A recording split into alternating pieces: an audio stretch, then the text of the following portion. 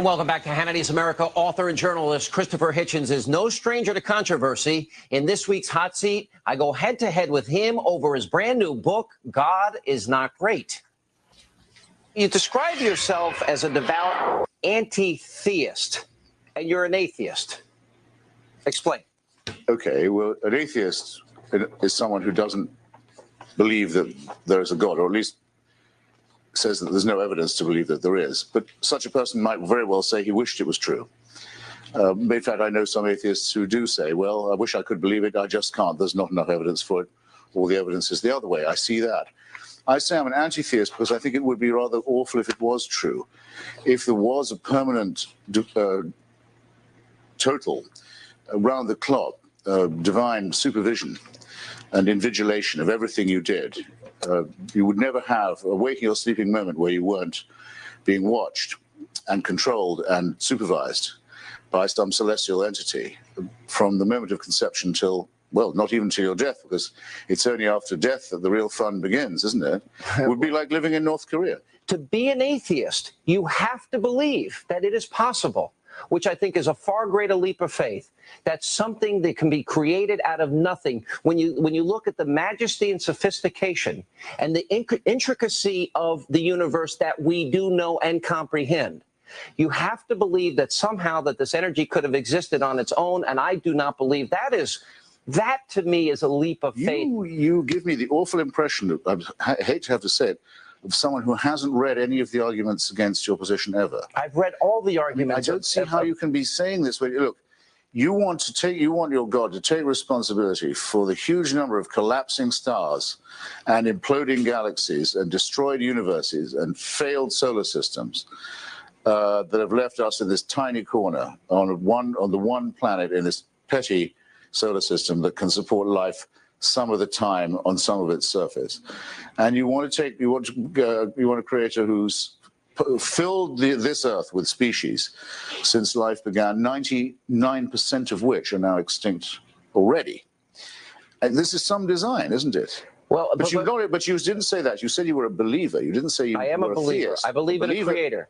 Right, yeah, well, that's where it stops, or you think this creator cares about you too? No, in this concept that I will concede this point is that human beings, I don't think, fully comprehend or understand the majesty of God because it's not meant for us to know. But putting that aside here, from your position, when you really think about it, you are believing that there is a possibility without a creator that somehow energy has created itself, or that energy predates or any concept of time, and energy that for example, something that can come out of nothing, because fundamentally there has to be that starting point, or you're saying, or confirming that. Hitchens is so unimpressed. That is what our minds demand. We look for patterns. You seem to be angry with religion, hard angry cut. with God. Am I wrong in my perception? That was a hard cut right there. You're still muted, Ben. That is awesome that Gutfeld and Hannity both go straight to why do you hate God? Yeah.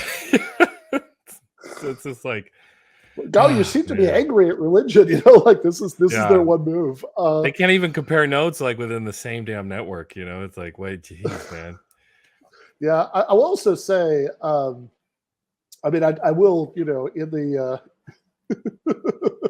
in the interest of calling balls and strikes here, I will say that Hitchens missed a trick here, because I think that what he should have done with that thing about you think energy creates itself, matter creates itself, you're like okay, but like why? I mean, like the obvious answer is what's the which did come up in God is not great is God is not dead, but I'm gonna say they did not explain this well there in that movie, but in that, like, okay, sure, but what's the difference in principle between saying that the universe exists uncreated, or the Big Bang singularity exists uncreated, and God exists uncreated? Like why is That was always the argument I found most compelling is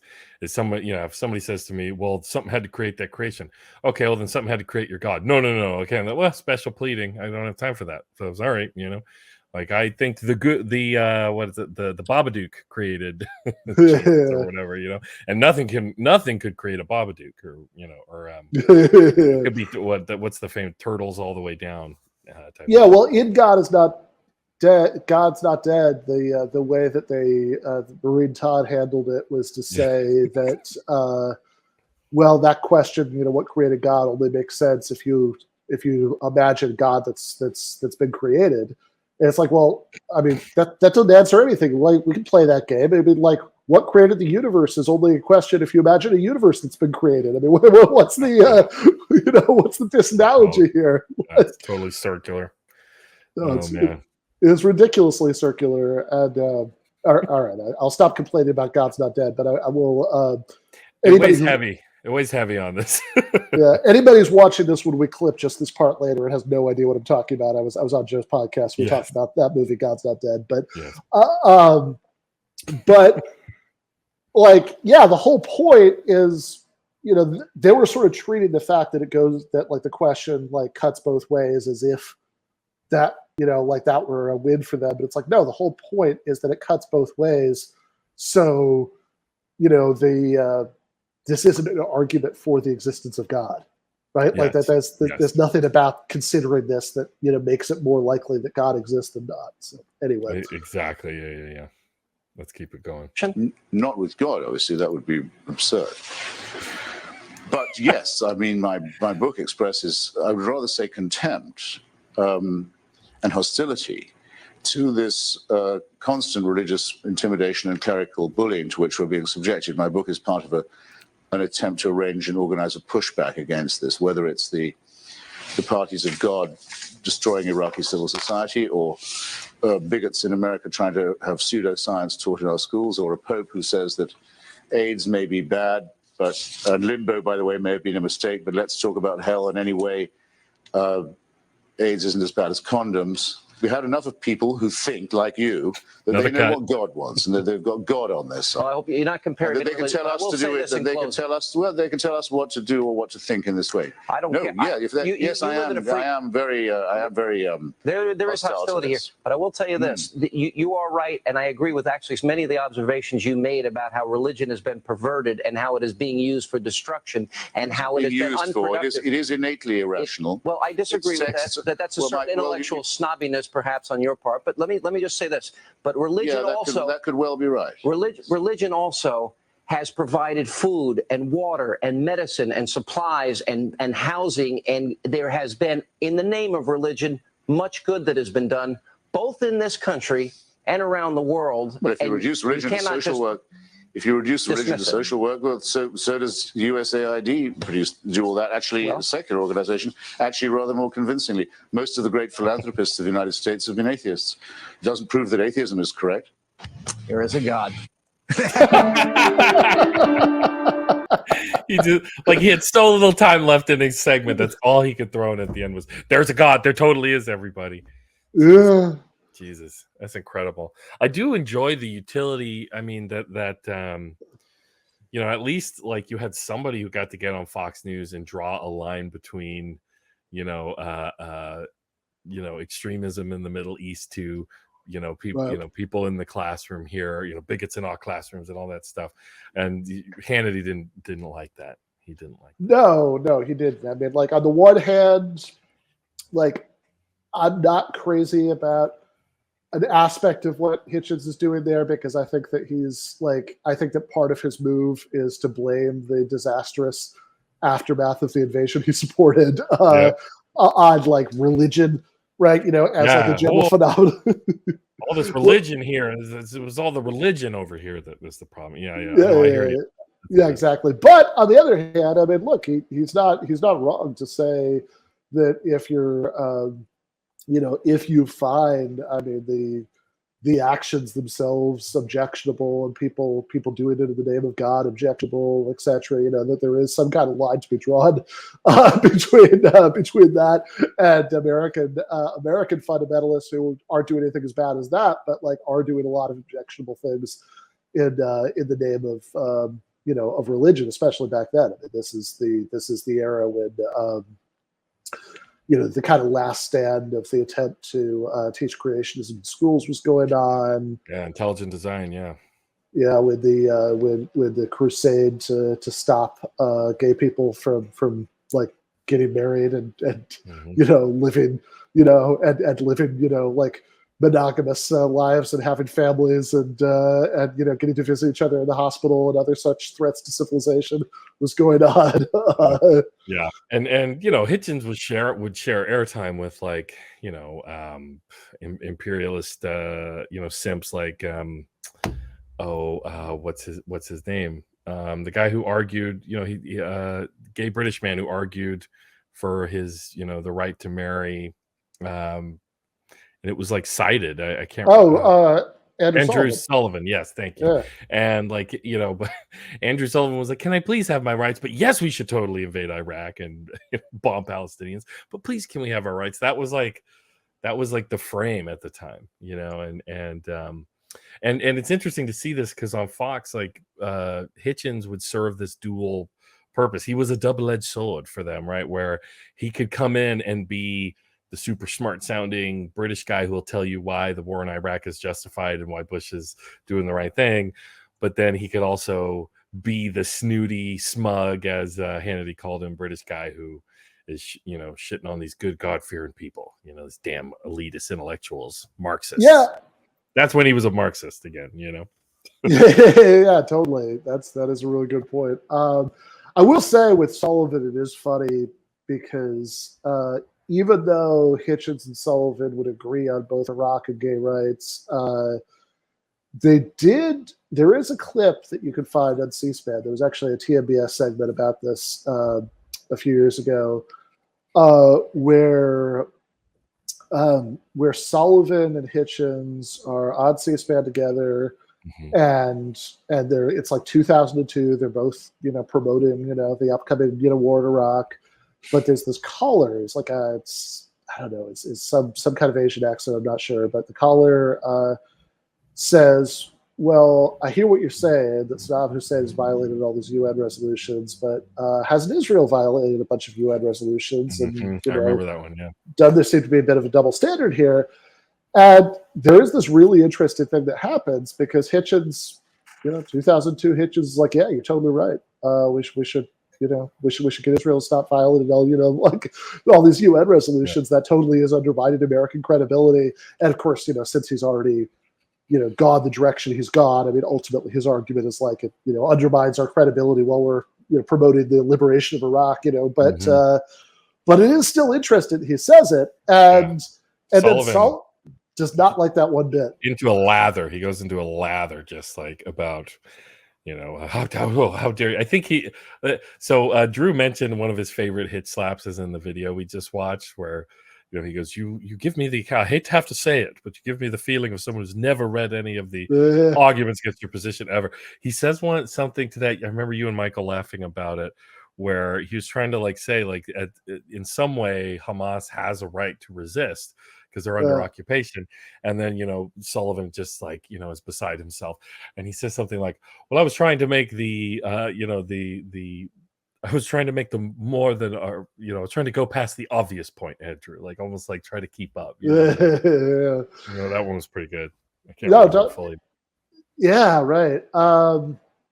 But it was really interesting because Sullivan had the kind of reaction. Actually, a clip I don't think we're going to get to tonight. I think we'll just stick to the religion ones. But one of the clips you sent me was when Hitchens is on Laura Ingraham, and she is mad at him. This is 2008. Yes. She's mad at him because he endorsed Obama. Exactly. And she basically is like, "Oh, but I thought you were like a crazy warmonger like us, why are you supporting this guy who's mildly critical of some of the worst things that Bush did. Like that is a huge betrayal, and it's kind of in the same energy as that like Sullivan is like, okay, I like you when you're slavering for blood in the war on terror, but like but why? What's going on? Like, why aren't you willing to just say also the Palestinians need to be crushed? And Hitchens, to his credit, is like, no, I mean, look, at a certain point, I mean, like, no matter what evolution he's gone through, buy the book for more on that. But no matter what evolution he's gone through,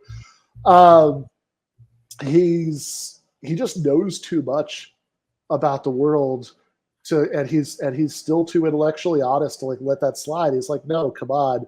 Clearly there is a moral and political difference between fundamentalists, like sending planes into buildings and, murdering thousands of office workers and Palestinians who, even if sometimes what they do, like some of the individual tactics might be wrong, but like overall, like are in fact fighting a war against a really brutal occupation of their land. Yeah, he had deep roots. He had deep roots on that subject, and it was almost like you couldn't, you couldn't. He was reverting back to, a long-held position. I think another thing Michael Brooks said that like I think about a lot is he was talking about Bernie and Biden, and he was saying these guys are old. They're gonna revert back to type. How have they been? What have been their motivations and their habits across their whole life? And especially when you have somebody in public service like that's, you can tell a lot by what they might do by what they have done, just because, especially, in our gerontocracy, right? That they're definitely like just reverting to their habits. And so with Hitchens, it was like he's got this old bone in his body for that's anti-colonial, knows his history, and I think Ingraham is like, you're so smart on everything else, you're so smart on the war, Christopher, or you're so smart, and that's not condescending, it's just true. But she's mad that he because and people want to say that Hitchens never would have supported Hillary Clinton in 2016, but there's even there's interviews where he said like, he's like, if Miss Clinton said enough, angry things toward Islam, I would be happy. I might hold my nose, but I would, vote. Yeah, I think he most likely. I think at the outside of like the realm of like at the edge of the realm of possibility, he might have done like what he did in the 2000 election and just done like pox on both their houses in 2016. Yeah, sure. But like. The one thing I'm certain of is there's no version of Hitchens that would have ever supported Trump for many reasons. No. I think he saw Trump for what he was in a lot of ways. I mean, he used the F word as well. You know what I mean? So no, he did. I mean, like if anything, I actually think that Hitchens. I think Hitchens sometimes. Like, I think what was wrong with Hitchens at this point was kind of the opposite of what would have had to be wrong with him from to have supported Trump, that like because he had, because like, I think if anything, I think Hitchens fell into the same thing that like some sort of resistance limb types have fallen into in the last several years, which is that like you sort of, you sort of see, you sort of live in an eternal 1939, right? They're always fascists at the gate, and so, I think he had like that sort of the kind of like moral weight of World War II, the struggle against fascism and everything was like always on his mind, which is not a bad thing. But I also think he saw a lot of false positives, and so I think that there's a, so I think, one way or the other, I don't think he would have liked Trump, like actually, like, especially for many reasons, right? I mean, Trump was actually like bringing back the Lindbergh slogan, America First, like that. There's no, like, and I mean, and God, I mean, people have heard me say this before, but I mean, you go back and look at like what Hitchens wrote about that Glenn Beck rally in 2009. I think he called it the water world of white self-pity. Oh my God, I haven't read that. That sounds great. Yeah. I mean, he would have 100% been anti-Trump. I think it's an interesting question whether he would have supported, despite their foreign policy differences, would have supported burning the primary. It's possible, but it's possible he could have sat out the general, or it's possible he could have supported Hillary. But I think those are the two possibilities.